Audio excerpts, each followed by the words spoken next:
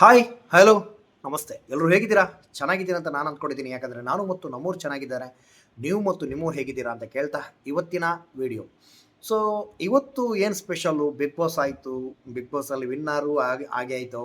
So ಏನಪ್ಪ special ಅಂತ ಹೇಳೋದಾದರೆ, ನನಗೆ ಅನಿಸಿದ್ದು ಮತ್ತು ನನಗೆ ಅಂದರೆ ನಾನು ನೋಡಿದ್ದು ಮಾತ್ರ ನಾನು ಮಾತಾಡೋದು.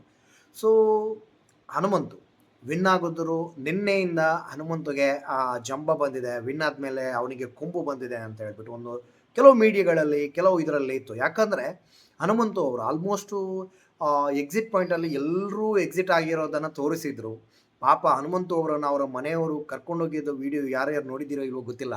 ಯಾಕಂದರೆ ಆತ ಒಂದು ಬಲೆನೋ ಗಾಡಿಯಲ್ಲಿ ಹೋಗಿದ್ದರು. ಅವನ ಮೇಲೆ ಒಂದು ಏನೋ ಕವರೆಲ್ಲ ಹಾಕಿಬಿಟ್ಟು ಹೋದರು. ಆಮೇಲೆ ಹೋದ್ಮೇಲೆ ಗೊತ್ತಾಯಿತು ಹನುಮಂತನೇ ಹೋದದ್ದು ಅಂತ ಹೇಳ್ಬಿಟ್ಟು ಅಲ್ಲಿ ಜನ ಎಲ್ಲ ಇದು ಮಾಡಿದರು. ಸೊ ಜನರ ಕಮೆಂಟ್ಸ್ ಏನು? ಸೊ ನಾವು ಜನರು ಹೆಂಗೆ ಅಂದ್ಕೊಳ್ತೀವಿ ಅಂದರೆ ನಮ್ಗೆ ಬೇಕಾದ ರೀತಿಯಲ್ಲಿ ನಾವು ಅಂದ್ಕೊಳ್ತೇವೆ. ಸೊ ಆತನ ಮನಸ್ಥಿತಿ ಹಿಂಗಿತ್ತು ಅಂದರೆ ಆತನಿಗೆ ಮೊದಲೇ ಮಾತಾಡೋಕೆ ಬರಲ್ಲ. ಸೊ ಜನ ತುಂಬ ಸೇರಿದರೆ ಅಂದರೆ ಬಿಗ್ ಬಾಸ್ ಒಳಗಡೆ ಅಷ್ಟು ಜನ ಬಂದಿದ್ದಾಗಲೂ ಕೂಡ ಆತ ಮಾತಾಡಿದ್ದು ಜನ ನೋಡಿ ಹೆದರಿಕೆ ಆಯಿತು. ಅಂದರೆ ಏನಂದರೆ ಇವಾಗ ಕೆಲವರು ಮೀಡಿಯಾನ ಫೇಸ್ ಮಾಡ್ತಾರೆ, ಕೆಲವರಿಗೆ ಅದು ಗೊತ್ತಿದೆ, ಕೆಲವರಿಗೆ ಅದು ಒಂದು ಬರಲ್ಲ. ಅಂದರೆ ಒಂದು ಮೀಡಿಯಾ ಅಂದ್ಕೊಳ್ಳೇ ಹೆದರುತ್ತಾರೆ.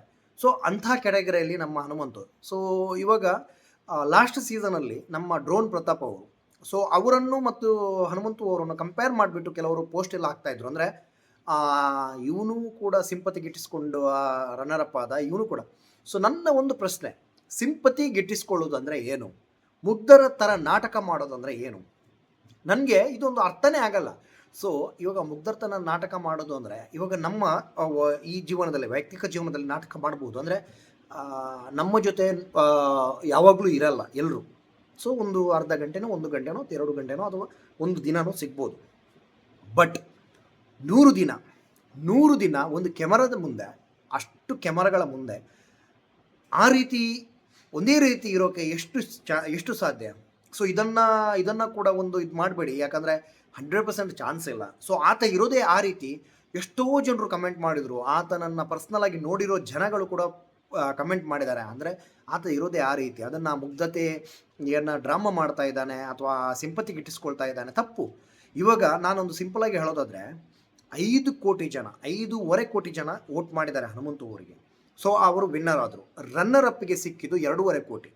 ಸೊ ಇಲ್ಲಿ ಏನಂದರೆ ಇವಾಗ ಒಂದು ಸಿಂಪಲ್ ಆಗಿ ಹೇಳೋದಾದರೆ ಆಲ್ಮೋಸ್ಟ್ 2 ಕೋಟಿ ಅಂತಲೇ ಇಟ್ಕೊಳ್ಳೋಣ. 2 ಕೋಟಿ ಜನರು ಬಿಗ್ ಬಾಸ್ ನೋಡದೆ ಓಟ್ ಹಾಕೋಕ್ಕೆ ಚಾನ್ಸೇ ಇಲ್ಲ. ಸೊ ಅಷ್ಟು ಡಿಫ್ರೆನ್ಸಲ್ಲಿ ಹನುಮಂತು ಅವರು ವಿನ್ ಆಗಿದ್ದಾರೆ ಅಂದರೆ ಅದು ಆ 2 ಕೋಟಿ ಜನರಿಗೆ ಆತ ಮುಗ್ಧತೆ ಥರ ನಾಟಕ ಮಾಡ್ತಾನೆ ಅಥವಾ ಸಿಂಪತಿ ಗಿಟ್ಟಿಸ್ಕೊಳ್ಳೋಕೆ ನಾಟಕ ಮಾಡ್ತಾ ಇದ್ದಾನೆ ಅಂತ ಅನ್ನಿಸ್ಲಿಕ್ಕೆ ಇರಲಿಲ್ಲ. ಸೊ ಇಲ್ಲಿ ಒಬ್ಬರು ಗೆದ್ದು ಕೂಡಲೇ ಮಾತಾಡೋರು ತುಂಬ ಜನ ಇರ್ತಾರೆ.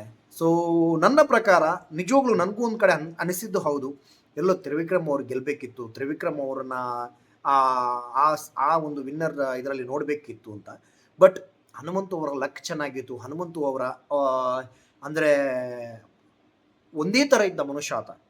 ಸೊ ಇಲ್ಲಿ ರಜತ್ ಅವರು ಕೂಡ ಒಂದು ಇಂಟರ್ವ್ಯೂ ಅಲ್ಲಿ ಹೇಳಿದ್ರು, ಒಂದು ಟ್ರೋಲ್ ಆಗಿತ್ತು, ಬೆಳಗ್ಗೆಯಿಂದ ಒಂದು ಟ್ರೋಲ್ ಆಗ್ತಾ ಇದೆ. ಅಂದರೆ ಮನೆ ಒಳಗಡೆ ಇದ್ದಾಗ ಹನುಮಂತು ಅವರು ಗುಡಿಸ್ತೇನೆ ಅಂತ ಹೇಳುವಾಗ ಇವರು ಹನುಮಂತು ಅವರು ಹೇಳ್ತಾರೆ, ನಾನು ಎಲ್ಲರನ್ನು ಗುಡಿಸೇ ಹೋಗೋದು ಅಂತ. ಸೊ ಅದನ್ನು ಕೋಇನ್ಸಿಡೆನ್ಸ್ ಅಂತ ಅಂದ್ಕೊಳ್ಬೋದು, ಅಥವಾ ಹನುಮಂತು ಅವರ ಲಕ್ ಅಂತ ಅನಿಸ್ಬೋದು, ಅಥವಾ ಜನರ ಆಶೀರ್ವಾದ ಅಂತ ಅಂದ್ಕೊಳ್ಳೋದು ಗೊತ್ತಿಲ್ಲ. ಬಟ್ ನಿಜವಾಗ್ಲೂ ಹೇಳ್ತೇನೆ, ಹನುಮಂತು ಅವರು ಮುಗ್ಧತೆಯಿಂದ ಸಿಂಪತಿ ಗಿಟ್ಟಿಸ್ಕೊಂಡು ಗೆದ್ದಿಲ್ಲ. ಸೊ ಅದಂತೂ 100%. ಯಾಕಂದರೆ ಒಂದು 1 ಲಕ್ಷ 2 ಲಕ್ಷ ಓಟು ಅಂತ ನಾವು ಅಂದ್ಕೊಂಡ್ರೂ ಓಕೆ, ಮೇ ಬಿ ಆಗಿರ್ಬೋದು ಅಂತ ಅಂದ್ಕೊಳ್ಬೋದು. ಬಟ್ ಇಲ್ಲಿ 2.5 ಕೋಟಿ ವೋಟ್ಸಿನ ಡಿಫ್ರೆನ್ಸ್ ಇದೆ. ಹಾಗೂ ಸೋಷಿಯಲ್ ಮೀಡಿಯಾದಲ್ಲಿ ಆಲ್ಮೋಸ್ಟ್ ಒಂದು ವಾರದಿಂದ ಹನುಮಂತು ಅವರೇ ಗೆಲ್ತಾರೆ, ಹನುಮಂತು ಅವರೇ ಗೆಲ್ಲಬೇಕು ಅಂತಲೂ ಇತ್ತು. ಸೊ ಇದನ್ನೆಲ್ಲ ಕಂಪೇರ್ ಮಾಡುವಾಗ ಹನುಮಂತು ಅವರು ಗೆದ್ದದ್ದು ತುಂಬ ಖುಷಿ ಇದೆ. ಅಂದರೆ ಫಸ್ಟ್ ಟೈಮ್ ಅಂತ ಅನಿಸುತ್ತೆ ಬಿಗ್ ಬಾಸಲ್ಲಿ ಒಂದು ನಿಜವಾಗಿಯೂ ಒಬ್ಬರು ಗೆದ್ದರು, ಇದು ಸಾರ್ಥಕತೆ. ಅಂದರೆ 100% ಒರಿಜಿನಲೇ ಆಗಿ ಗೆದ್ದರು ಅಂತ ಹೇಳೋದಾದರೆ ಇದೇ ಬಿಗ್ ಬಾಸ್ ಅಂತ ಕಾಣುತ್ತೆ. ಸೊ ನೋಡೋಣ. ನಾನು ಎಲ್ಲರ ಒಂದು ರಿಪೋರ್ಟ್ ಕಾರ್ಡ್ ರೀತಿ ಮಾಡ್ತಾ ಇದ್ದೇನೆ. ಅಂದರೆ ಎಲ್ಲರ 100 ದಿನದ ಆಟ ಎಲ್ಲವನ್ನ ಒಂದು ರಿಪೋರ್ಟ್ ಕಾರ್ಡ್ ರೀತಿ ಮಾಡ್ತಾ ಇದ್ದೇನೆ. ಸೊ ದಯವಿಟ್ಟು ನಮ್ಮ ವಿಡಿಯೋಗಳಿಗೆ ನಿಮ್ಮ ಸಪೋರ್ಟ್ ಮಾಡ್ತಾ ಇರಿ. ಸೊ ಲೈಕ್ ಮಾಡಿ, ಸಬ್ಸ್ಕ್ರೈಬ್ ಮಾಡಿ, ಶೇರ್ ಮಾಡಿ ಅಂತ ಹೇಳ್ತಾ, ಸೊ ಇವತ್ತಿನ ವಿಡಿಯೋ ಇಷ್ಟು. ಬಾಯ್.